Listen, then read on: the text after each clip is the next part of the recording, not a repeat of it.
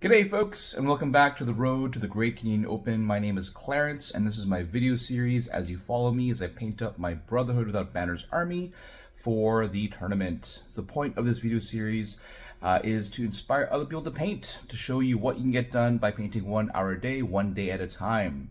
So I'm working on my Brotherhood with Archers right now. They're almost done, and today I'm going to try to either get all the details done or come very, very, very close in my hour's time. Let's take a look and see where they're at. So here we're at right now. The base coats are all down for the most part. What's left is just a couple of details. I think the goal today is to do some of the annoying details, which is going to be the snakebite leather all over the belts, pouches, straps, that kind of stuff. But as I mentioned last episode, what happened was when I did the wildwood on the bows and the basilican gray on the vambraces on their forearms, some of it, you can't really tell, like it looks fairly clean from here, but some of it unfortunately got onto those straps. So I'm going to go back, I think, with straight white. It looks pretty white to me, maybe gray and white mixed together. And I'm going to touch up any areas that I feel like need to get touched up. And then I'm going to go back and do the snakebite leather on all those straps. So that's the goal today. Straps, I know it's time consuming because you got to be precise as you go across the belts not to get anything else, as you go across the chest not to get anything else. Plus, I see that I missed some areas, like this guy here, the front, the little strings pulling his cloak together, I didn't paint, so I'll have to paint those green. So I'll look over for any little touch-ups as well. So the goal today, just the straps. 1 hour painting starts now. Let's go. So, 1 hour and 10 minutes later, we are done for the day. That was incredibly laborious and definitely not super fun. But we are done the most tedious part of the models, which is the snakebite leather. So as I mentioned, I went over with a little bit of white. I was going to add a little bit of gray, since the white is not really pure white, but my gray is dried out. So I went with pure white. I'll have to get some more gray today when I go to the shop. And touch up the banding here and there. And then I went back with snakebite leather. It's extremely tedious because there's a lot of sections that are snakebite leather. There's the on the forearms, there's the belt, there's the strap across the chest, there's the quiver on the back of the cloaks there. So kind of like the peasants, I did each section one at a time. So I started with the quivers first. So I did all the quivers, and then I did, I think, all of the straps across the chest. Then I did stuff across the belt. And then I did the straps on the bows, and then I did straps on the forearms. And around the 50-minute mark, I finished the straps on the bows roughly, and I had 10 minutes left, I think. And I knew that even though I was going to go over time, I really wanted to get this particular step done. So I pushed a little bit harder, went 10 minutes over time, but all the brown is done. And I think one more day of painting will get all the last little details finished. I secretly had hopes that the brown would not take so long, but in the heart of my hearts, I knew that the snakebite leather was going to be the most laborious process. So what's left is essentially just a small details. So I've got a little bit of metal I'm going to do around the rim of the vambrace there. I don't know if that should be metal or not, but I'm choosing metal. Unfortunately, the metal also means that, Simon, and there are buckles. You know, there's a lot of buckles going across the chest. If you look at this guy's straps, he's got buckles on the straps. So there's a lot of buckles I'm going to have to paint in metal. The sword here, the hilt, the pommel, and the tip of the scabbard I might do in metal as well. And then the tips of the bows. And then I've got the fletching. I got the hair. And then this guy here, I don't know why I didn't paint that section green. It felt to me like that part should be a different color. I might do that in metal, kind of like the tips of the shoelace. It reminds me of that, so I'm going to do that in metal as well. And that'll be it for the deets. So I think 1 hour painting for next session will get it all done. Just as a little tip, if you are painting as well, I really find that the hardest step to sit down and paint is just sitting down and painting, getting all your tools ready. But there's lots of ways that you can make your life easier. I suggest putting on a podcast, an audiobook, put on a TV show that you've watched a million times, or a movie. Fan favorites of mine are Star Trek: The Next Generation on Netflix, or maybe you want to turn on some Lord of the Rings. But putting on something in the background really helps time go by as well. But yeah, the hardest thing about painting, folks, is just sitting down. Once you sit down, it's not so bad. For those of you who really, really hate painting, I do recommend putting on a timer and just say to yourself, I'm going to paint for this 15 minutes, this half hour, this 45 minutes, this hour, whatever. And then when you're done that time, you can go out and do something different. You can play a video game, watch some TV or whatever else. But try to grind out that time that you want to do for yourself.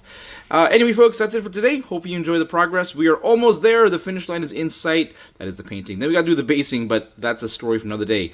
Thanks for listening, folks. Have a good one. Bye-bye. Howdy, folks. We are at X Planet Games playing A Song of Ice and Fire with my Brotherhood Without Banners against Brian's Targaryens. So we're playing a scenario that I really don't like, but we rolled it, so we're going to play it. It's Banners and Butchery.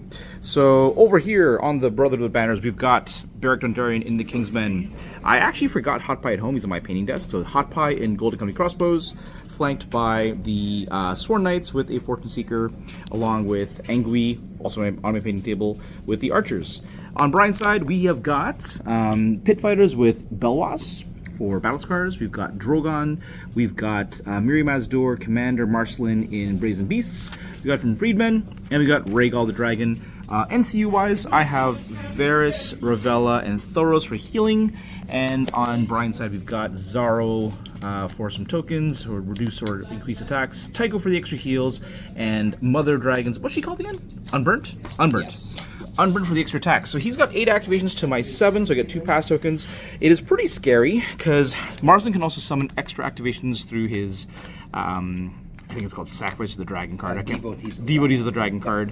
And with Unburnt, it means that if he keeps his zone open, he could get a second attack on a dragon, which can potentially 2-shot almost any unit that I have.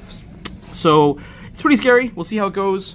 Off to the end of round one in typical Banners and Butchery faction. There was a lot of butchery. So, I'm just trying to remember the sequence of events. So I went first, took some shots with the crossbows into those guys, and then he did a very clever heal with supply aid off Marcelin's unit, because Marcelin has Myriad for the extra heal as well. He also had a Warcry, which meant that when he passed Warcry, he also healed as well. So really the healing that he gave almost came back on its own. The real action came over here. So Rhaegal charged into the Archers. I passed the panic, thankfully, and then they swift retreated back with Angui. They took some shots into Rhaegal. I think I dealt a wound. And then the bloodiest action was in the middle. So Marcelin charged forward the Brazen Beasts into the Golden Company Crossbows, killed like 7 guys, can't remember what it was exactly. And that allowed Beric to sentinel in and attack. He spent the weekend, but 2 attacks later, I was able to cripple Marcelin down to like 4 wounds, despite his dauntless healing. Drogon came in and attacked the Golden Company Crossbows, who took some damage, passed the panic, and then played sudden retreat to fall back. I then took the horse to pull Beric out of combat, and that allowed the knights to charge in and finish off Marcelin. So round 1, lots of wounds are taken off. 1 tray is already dead. However, I've scored 0 points because it's Banners and Butchery. Lots have happened. Let's see how it comes out round 2. All right, end of round 2. So unfortunately, the Freedmen were not within 6 of anything at the start of the round, so they died. Of course, we didn't expect the Brazen Beast to get killed. And then lots of healing happened between Thoros and Ravella and Hot Pie and things. So the Golden Company Crossmen also healed up quite a bit, despite a charge from Drogon. And then on this flank, just a combination of sudden retreats, sentinels, and critical blows. And and critically, the dragon took a flank shot and failed the panic test. So it took 3 wounds from a failed panic, which is pretty brutal.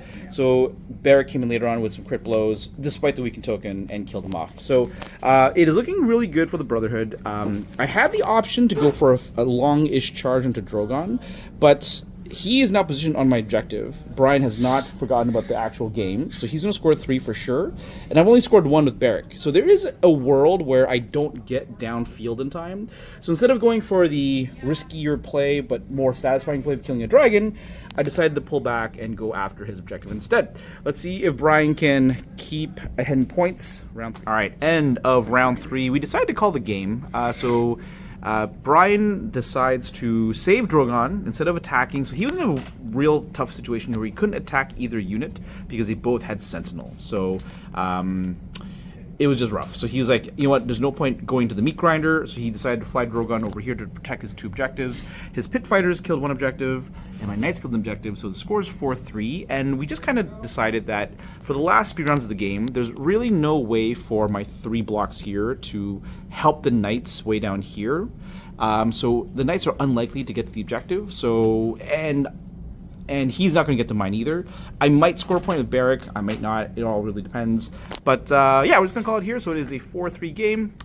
Some thoughts. Now, Brian, unfortunately, did roll quite low for his dragons. Each dragon attack was a 1, which sucked. The dragon here, crit failed panic, Rhaegal, crit failed panic. And that was unfortunate. I think also the crits for Barrack's unit went my way huge. Even with weakened tokens, you know, I would roll more crits and like get more hits sometimes than I originally got. It was pretty bananas.